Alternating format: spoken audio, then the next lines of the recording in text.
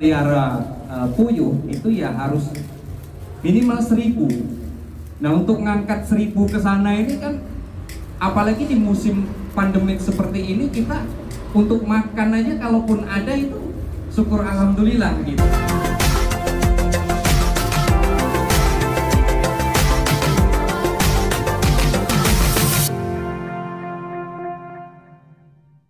Halo, assalamualaikum Mas Ari.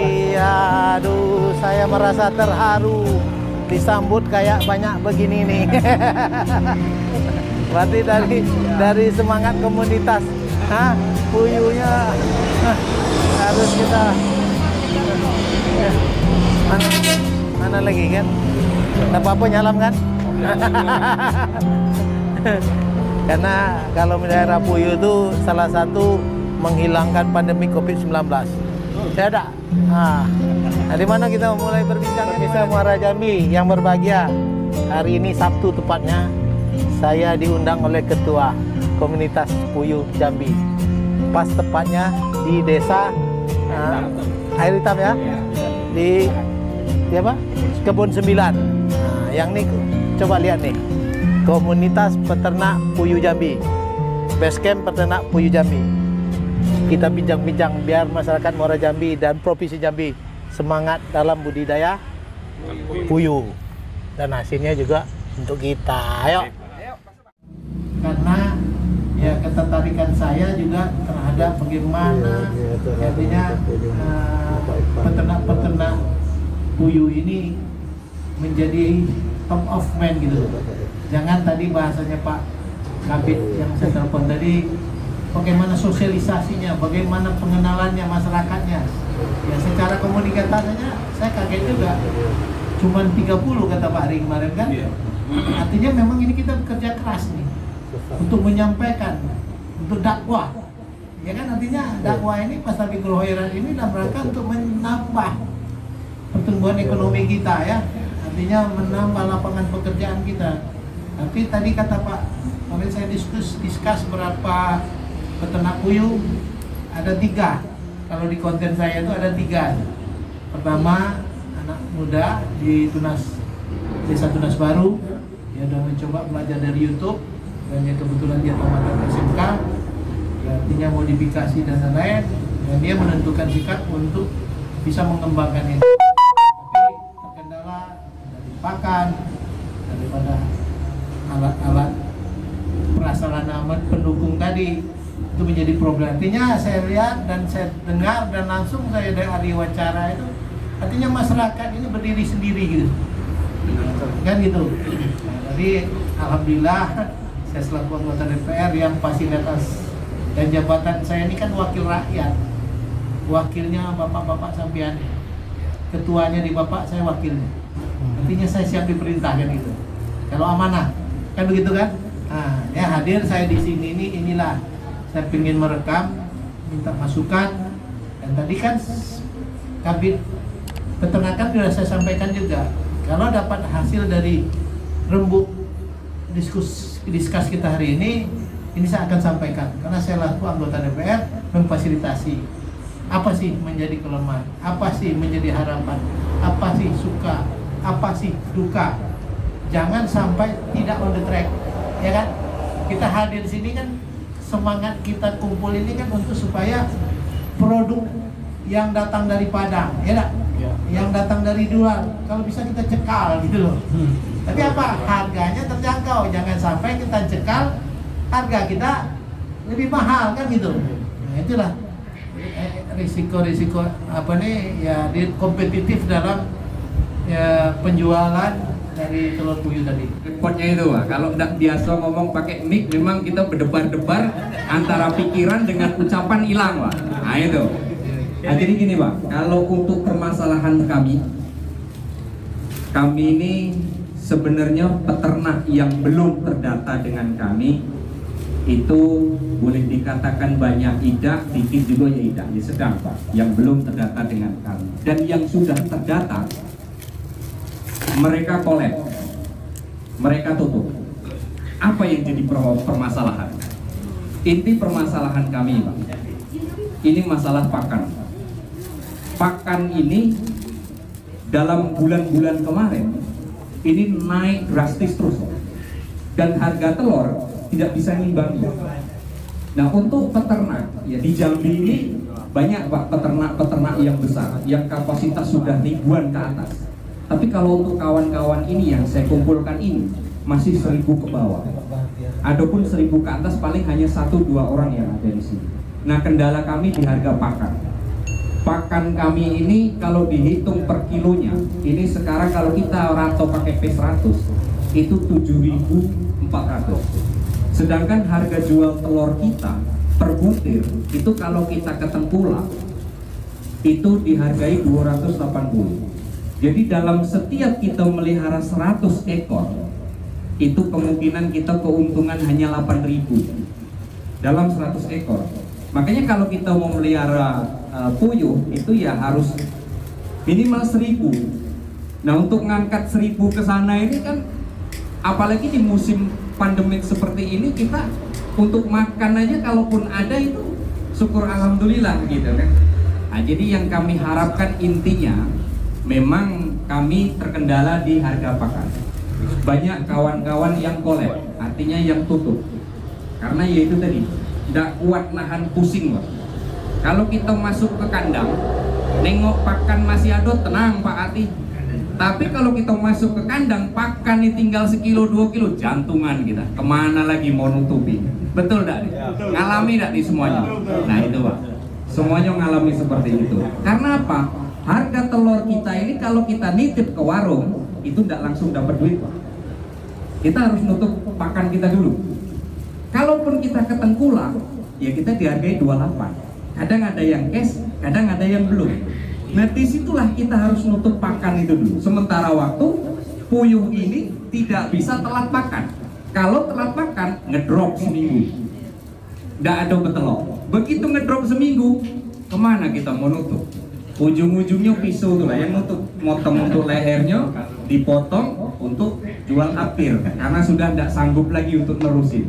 Banyak Pak kawan-kawan yang berjerit seperti itu. Nah mungkin saya salah satunya di sini mewakili Pak keluhan jeritan kami sebagai peternak seperti itulah Pak. Nah kemauan kami Pak, sebenarnya pendek bacoannya nih Pak. Kalau kemauan kami ini ya kami ini maunya Pak,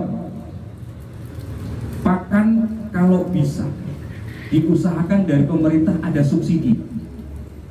Pupuk urea untuk petani ada subsidi.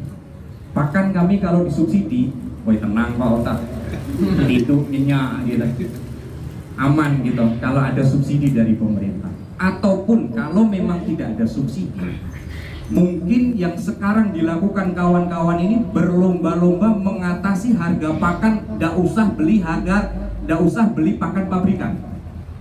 Artinya kayak contoh grupnya Pak Iyal.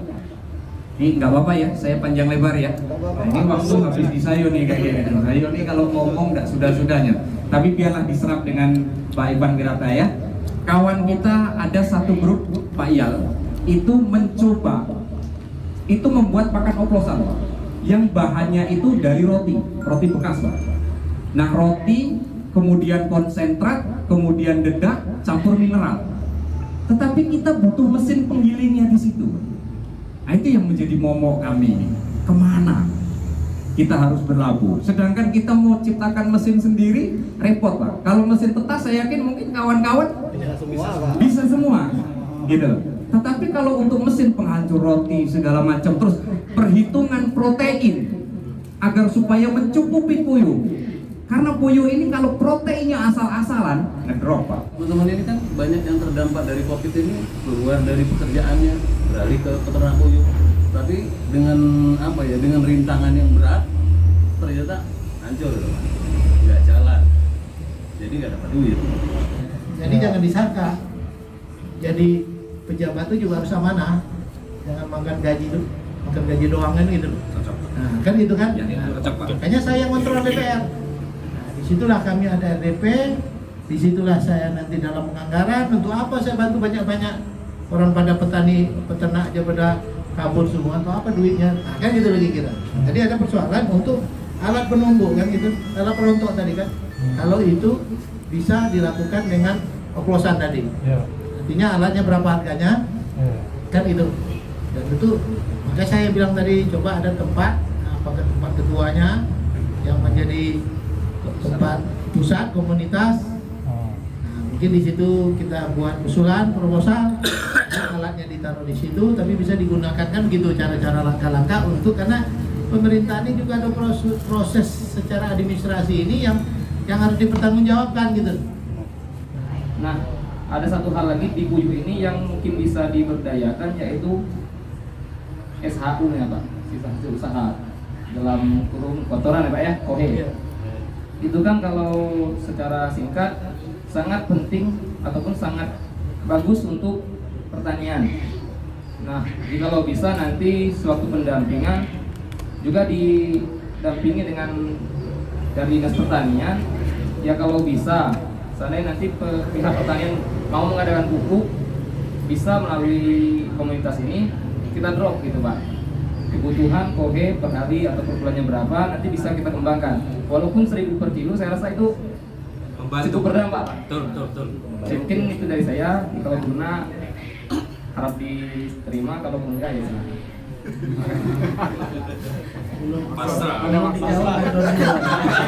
Pasrah. Karena kalau Tapi kan ada juga Pak, strategis pasrah itu membuat kita empati. Kan bisa juga gitu kan. Ya makasih. Jadi itu tambah lagi kan gitu. Jadi hulu hilir. Ibaratnya tadi sama lah dengan ikan nila 70% mati, 30% hidup. Tapi masih ada ikan mati dijadikan ikan asin. Ada lagi solusinya, ikan yang mati dijadikan ikan asin. Kan? Sama dengan SHU tadi kan. Saya baru tahu namanya sisa apa tadi? Sisa. Saya bilang bagiannya 70-30 tadi. Saya tadi kalau SHU itu biasa 70-30, 60-40. Nyatanya ya sisa yang paling akhir tadi. Yang harus bisa dijual kan gitu. Ya, itulah gunanya kita komunikasikan kepada pemerintah, dan saya akan semangat saja. Karena saya pengen sesuatu hal yang baru gitu, yang tak pernah bisa dilakukan. Itu namanya terobosan, ya tak? Itu namanya inovasi gitu. Pemimpin itu harus punya terobosan, harus punya inovasi. Makanya kami buat Perda Inovasi. Perda kami inovasi tujuannya ada produk-produk orang daerah, perorangan, per kelompok yang menciptakan sesuatu hal yang baru, didukung oleh pemerintah. Dibentuk pembiayaannya, diberi reward, hadiah. Kenapa? Dia menciptakan suatu lapangan pekerjaan. Dia mau punya sesuatu hal yang tidak dibikin orang lain, bikin alat pertanian, bikin tadi penjecah dengan efektif, efisien. Pokoknya orang harganya sekian, harga cuma sekian. Itu juga lah kita buatkan perdanya. Itu tadi. Ya, tadi kita mamanya si SHU tadi diolah lagi lebih bagus daripada pupuk ayam kan itu. bagus Pak memang. Nah kan itu kan. Bagus, Pak. Kalau Murni ini kita. di tanah dia apa kalau dikasih pupuk ini biasanya 3 bulan, ini 2 bulan lah. Nah, Kan gitu kan? Ya. Kan harus ada. Itulah gunanya kerjasama dengan universitas pendidikan. Kalau saya tuh semuanya, saya kelompok-kelompokkan itu. Supaya ada yang meriset. Ada kan produk kan ngasih produk terakhir mana sih yang paling bagus. Karena betul tadi kan, mungkin harganya kalau ada permintaan dan itu dapatnya bukan 1.000 lagi. Kalau pertama silakan. Nah, udahlah yang penting daripada dibuang dan dijual kan itu kan. Nah nanti ada pasti ada harganya juga lagi kan gitu, supaya ini berharga kan. Nah, dan artinya subsidi silang. Kalau tadi di 1.000 dapat untung sekian, tambah lagi itu kan secara total nilai petani kan. Anggoro itu kan kerjasama dengan Unjan. Komunitas peternak Puyuh Jambi, oke.